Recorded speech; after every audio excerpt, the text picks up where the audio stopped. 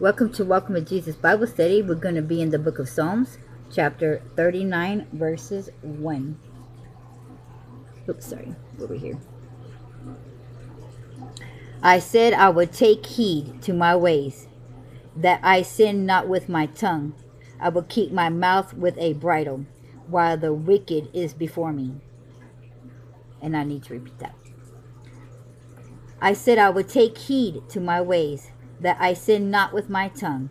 I will keep my mouth with a bridle, while the wicked is before me.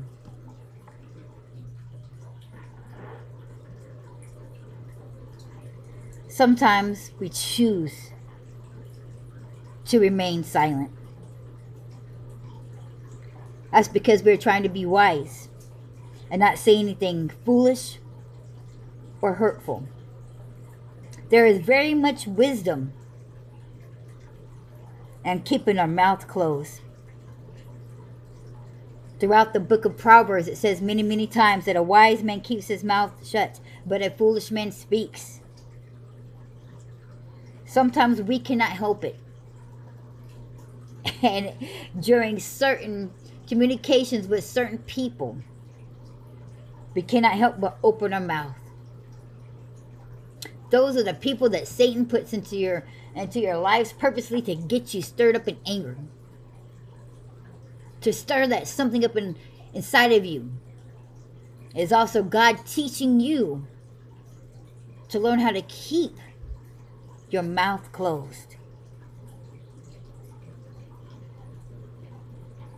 Words you cannot take back. You can apologize all you want to, but it does not erase being heard or being said.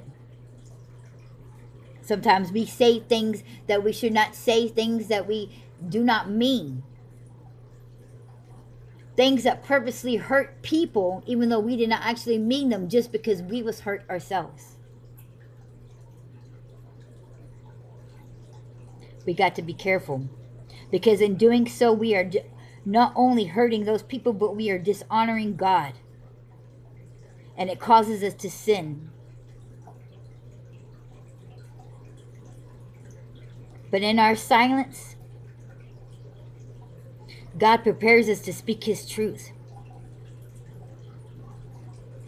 Sometimes just taking a minute and not speaking right away,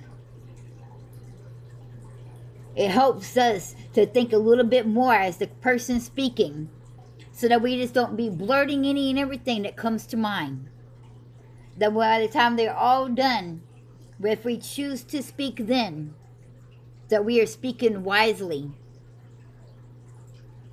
But most importantly, it's sometimes best at all to not say anything at all. For the truth will always come out. Just because we know the truth and we have the truth doesn't mean that we have to speak the truth. Doesn't mean that we have to constantly keep on defending ourselves.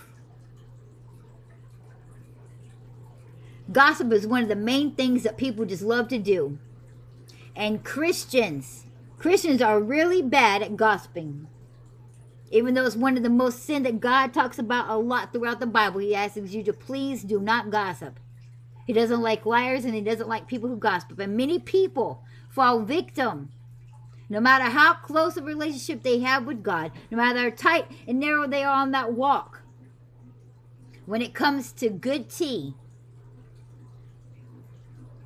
they do the most sinful thing and participate. For God says we're not even supposed to participate. That the moment somebody starts speaking and we know it's gospel, that we should walk away.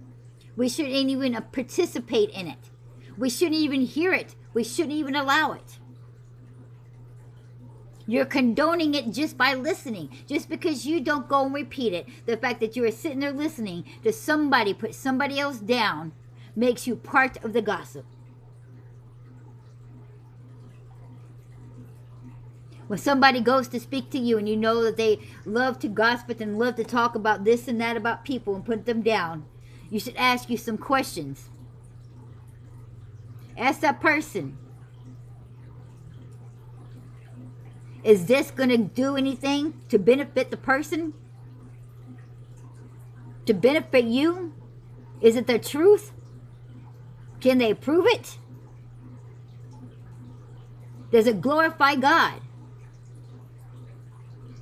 And if they can't answer those questions, if it's none of it has anything to do with it, then you should not even listen to it. You said, but then I don't need to hear it. Eventually, that person will stop coming to you to spread those lies and to spread the gossip.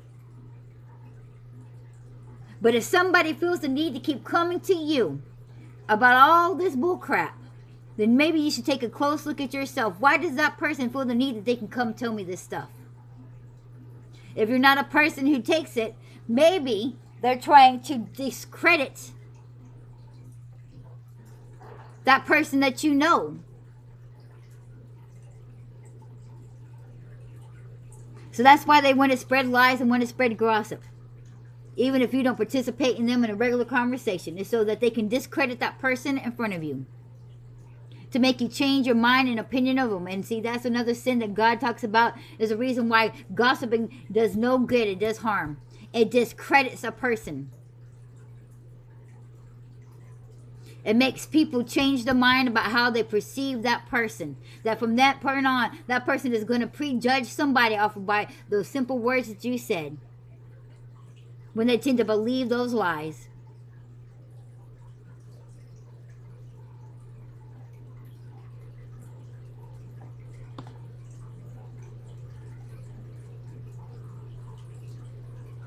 I have tons of experience with this. People just love to talk about me my whole entire life. It always has been and always will be. Of course, I come to find out that when you're a child of God and He blesses you with so many things, that there's this thing about you, like people like to say, this light, this aura about you, that people just can't stand for no reason. They have no reason to dislike you. But you find people just randomly or just constantly jealous of you. Constantly can't stand you, and you have no reason why. Some people don't even know you. It's because the demons recognize your light, your anointing that God has on you. So the demons and those people want to discredit you towards other people. They don't want your light to be shining around those other people.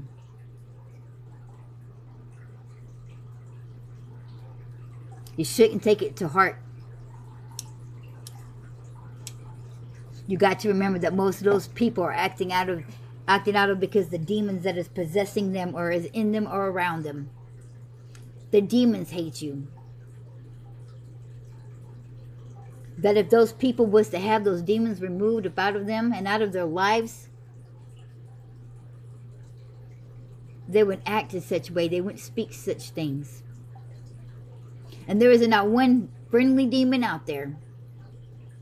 So you should not be offended because these people have demons upon them and that their demons don't like you. What demon should like anybody? They don't. And they won't. Remember, Jesus also said, don't worry about it, because if they hated me, they hated you. We're on a war. I don't know one team that does not like the other team who they're up against when they're facing war. And this is a war between God and His children and the demons. It is a battle for your soul.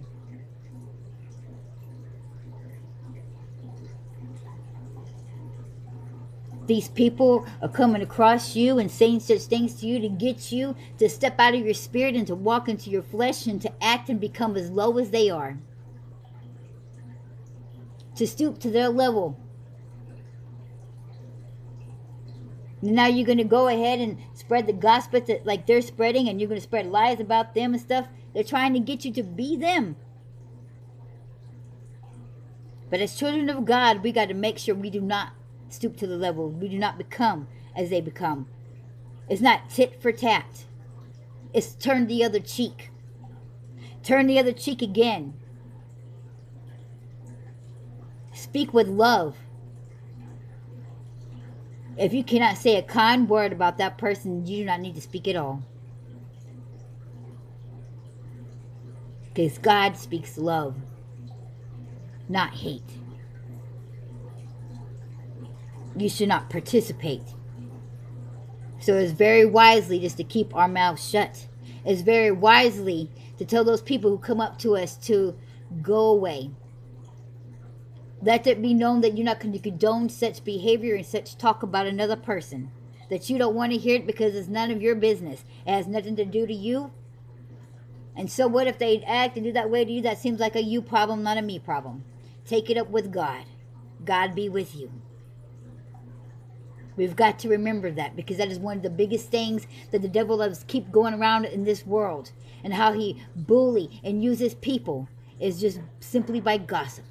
A lot of people don't think it's such a big deal, but it's a very big deal. It's one of the many major things that he uses people against other people. It's hatred. It's bullying. It's degrading. It's ungodly.